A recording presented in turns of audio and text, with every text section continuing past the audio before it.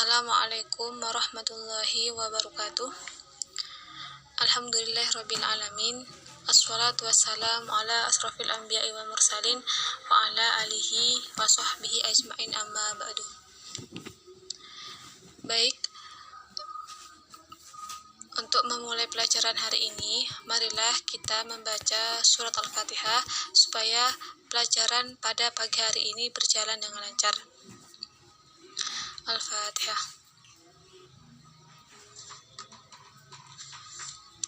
Pada pagi hari ini, saya akan menjelaskan tentang isim nakiroh dan isim ma'rifat. Kemudian, tujuan dari pembelajaran isim ma'rifat dan isim nakiroh ini, yang pertama, supaya siswa mengetahui pembagian isim. Yang kedua, supaya siswa mengetahui pengertian dari isim ma'rifat dan isim nakiroh.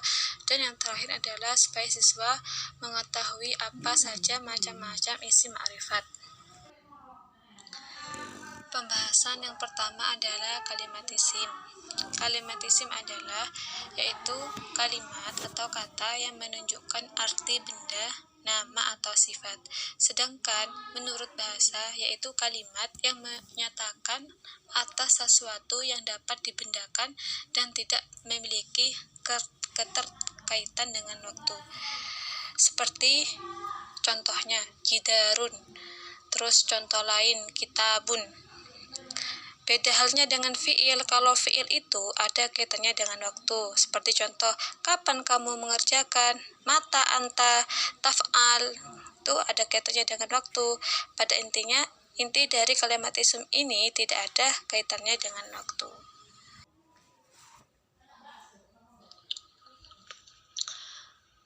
Kalimat isim dalam bahasa Arab dibagi menjadi dua macam.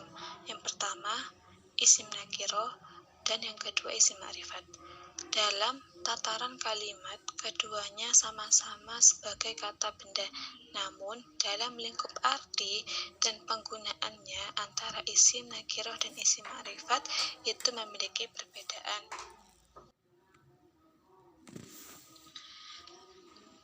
Yang pertama adalah pengertian dari isim nakiroh.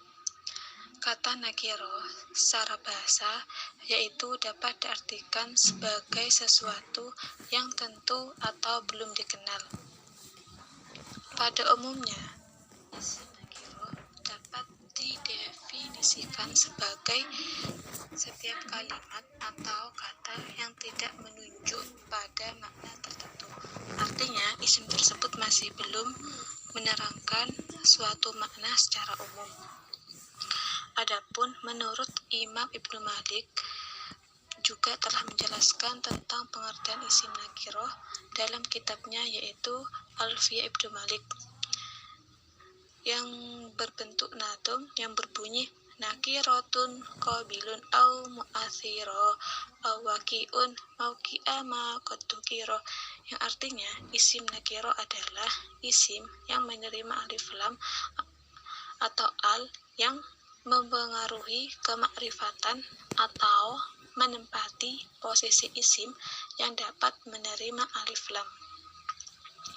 Dari pengertian isim nakiroh yang dijelaskan oleh Imam Ibnu Malik di atas dapat dipahami secara jelas bahwa yang dimaksud dengan isim nakiroh adalah isim yang layak menerima tambahan alif lam di awal kalimat, yang dimana alif lam tersebut dapat memberikan dampak atau pengaruh terhadap kemakrifatan isim itu sendiri, atau isim tersebut menempati posisi dari isim yang layak menerima tambahan alif lam dengan kriteria sebagaimana yang telah disebutkan sebelumnya. Contoh dari isim nakiroh adalah rojulun. Kata ini belum tentu dalam penunjukannya dan ia layak menerima tambahan alif lam, maka menjadi ar-rojulu sehingga ia disebut sebagai isim nakiroh. Kemudian, tidak semua isim nakiroh itu dapat menerima tambahan alif lam. Ada kalanya sebagian isim yang bersifat nakiroh tetapi tidak layak menerima tambahan. Seperti contoh wu yang bermakna swahibun, yang artinya adalah pemilik. Isim ini tidak menerima tambahan huruf alif lam, namun disebut sebagai isim nakiroh karena kata tersebut menempati posisi dari kata atau lafaz swahibun yang layak menerima tambahan alif lam yang berdasarkan bait awakiun mauki'a ma qattukiro.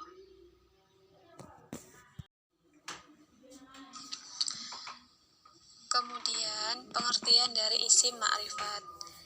Isim ma'rifat adalah isim yang menyatakan makna tertentu yang sudah menjelaskan atau menerangkan sebuah makna yang spesifik atau khusus.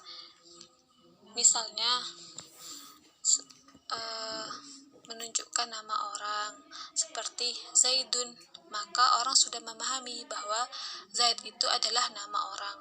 Contoh lain adalah Makkatun, maka seseorang itu sudah memahami bahwa Mekah ini adalah tempat yang berada di daerah Arab Saudi, tempat khusus.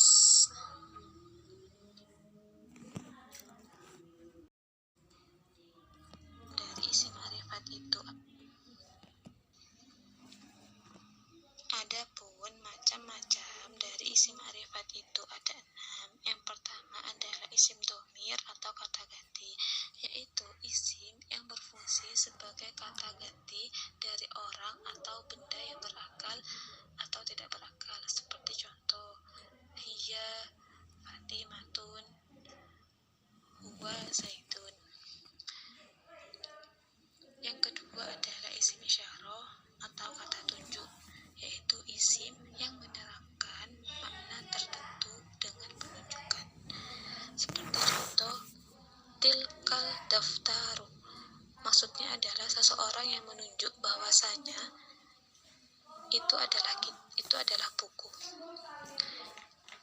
Selanjutnya yang ketiga adalah isim alam atau nama, yaitu isim yang menunjukkan atas nama seseorang, tempat atau benda, seperti contoh Aisyatun, nama Aisyah.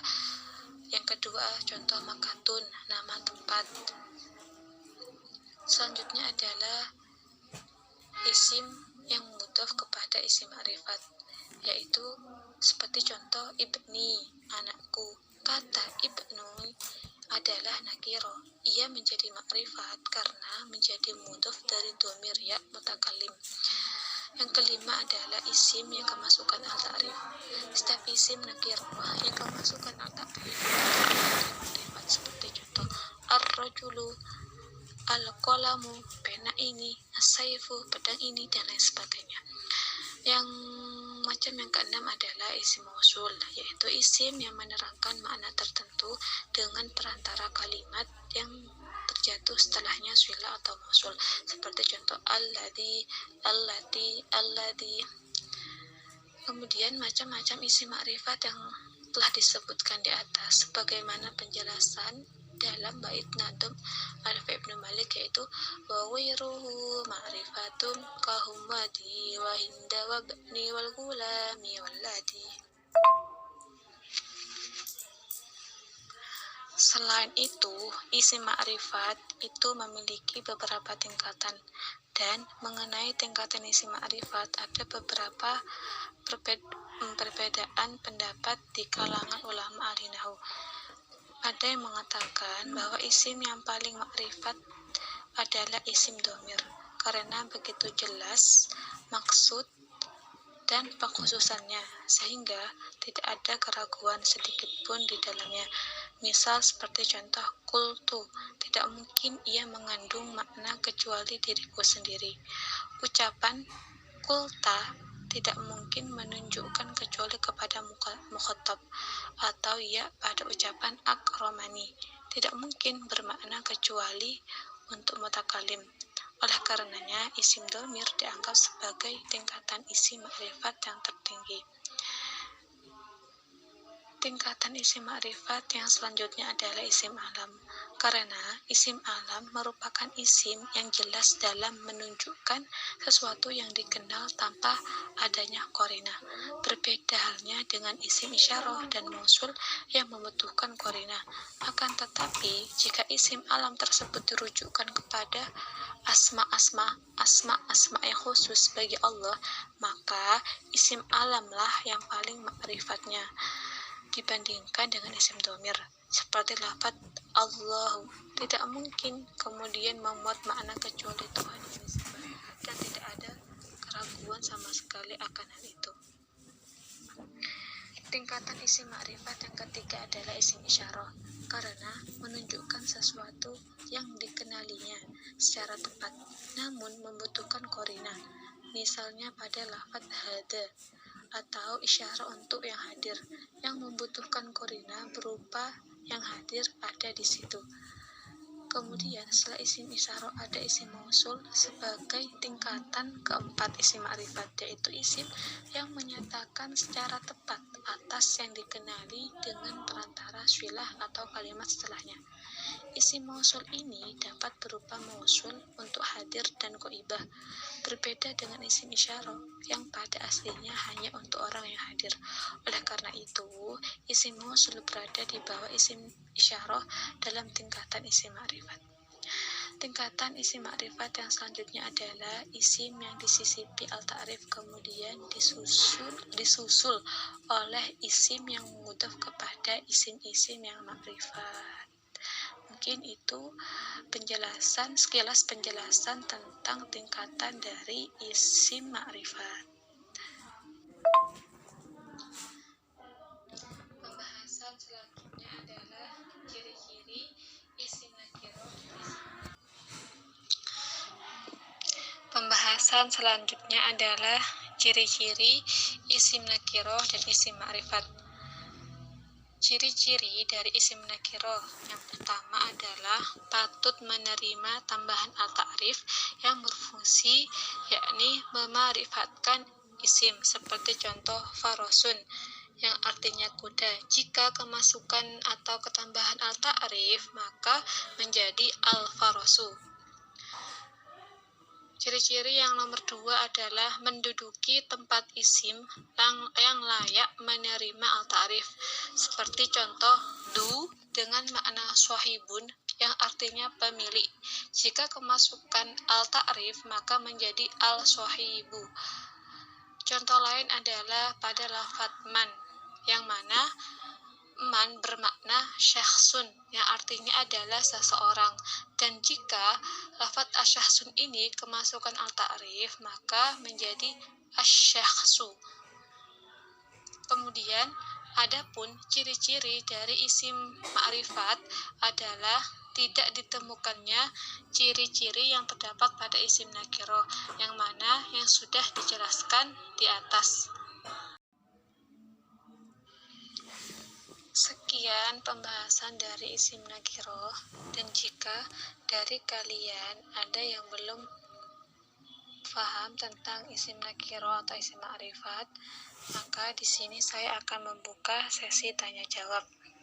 Saya akan memberikan tugas. Selanjutnya, setelah sesi tanya jawab, saya akan memberikan tugas kepada kalian. Dan saya mohon kepada kalian untuk menyiapkan buku dan pensil, kemudian menulisnya. Tugas yang pertama adalah apa yang dimaksud dengan kalimat isim beserta contohnya. Yang kedua adalah ada berapa pembagian kalimat isim itu? Sebutkan. Yang ketiga, bagaimana penjelasan dari isim ma'rifat dan isim nakirah? Yang nomor 4, isim ma'rifat itu ada berapa macam? Sebutkan. Yang kelima, bagaimana perbedaan antara isim isyarah dan isim mausul? Kemudian, tugas ini kalian kumpulkan pada pertemuan yang akan datang.